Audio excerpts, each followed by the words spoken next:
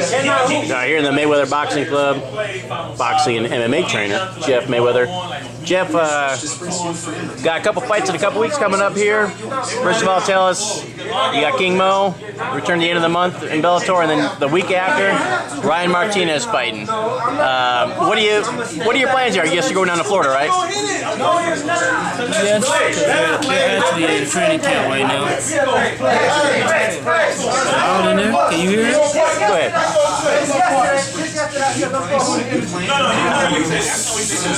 We're going to do it out here. Sorry, go ahead. Bunch of damn. It's Cuba Harris's fault. It's that guy right there. It's his fault. Right. So anyway, tell us about what you got going on. Well, I mean, as of right now, I mean, Ryan and King Mo, they're both in camp in Florida, in Boca Raton, and so I'm finna, I'll be joining them pretty soon, in a couple days. What do you think was? Do you think it was a good move them going down to American Top Team, working with them, getting a little bit of variety in their training camp? I mean, I'm not necessarily sure because I mean I'm not there, but I mean I think that it's probably good because of the fact that they are in their element as opposed to being in a boxing gym. So it's probably better. As far as Mo and his mindset, where do you think he is? I mean, he come off a difficult loss to Emmanuel Newton. He always talked about being confident, being okay, but where do you see his mindset right now? Well, I mean, I guess once he gets in the ring, that's when he'll really find out. I mean, Mo seems to be very strong-minded, and if he's focused, I mean, he's going to do well. If you don't allow this stuff to get him down, back-to-back losses to Newton. So, but because I mean, he's a very, very talented fighter. And when he's on top of his game, I mean, he can beat anyone. Considering how profile he was going into Bellator, he's done well except for fights with Newton. But do you kind of see this as a make or break fight for him? Is this one he can't really afford to lose, considering where he was? I think that it's one of those situations in which, of course, coming into Bellator, I mean, he's pretty much the face of Bellator, and of course they have back-to-back losses. I mean, that's tough, and so of course, I mean, he needs to, I think that another loss, makes him really tough, extremely tough, and so I mean, I think that it's imperative for him to win. It's very important.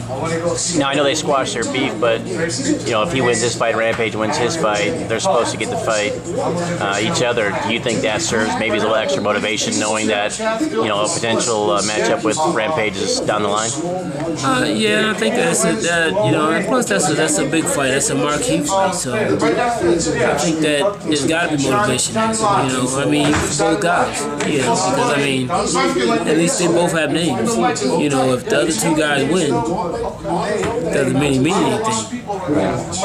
And then on the other hand, you got Ryan Martinez who fights on March 7th.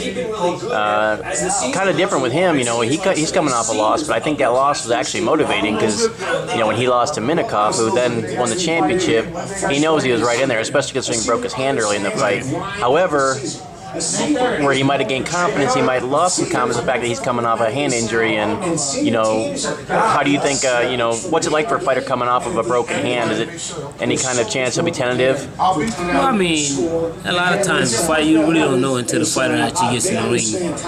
And when we've been training, I mean, he's been, when we first started training, he was a little tentative, because he kept saying that, he said, I can't turn my hand over like I used to. Whatever, but before he left, I mean, he was turning punches over, and it wasn't bothering him. So hopefully, that stuck with him while he's in training camp now.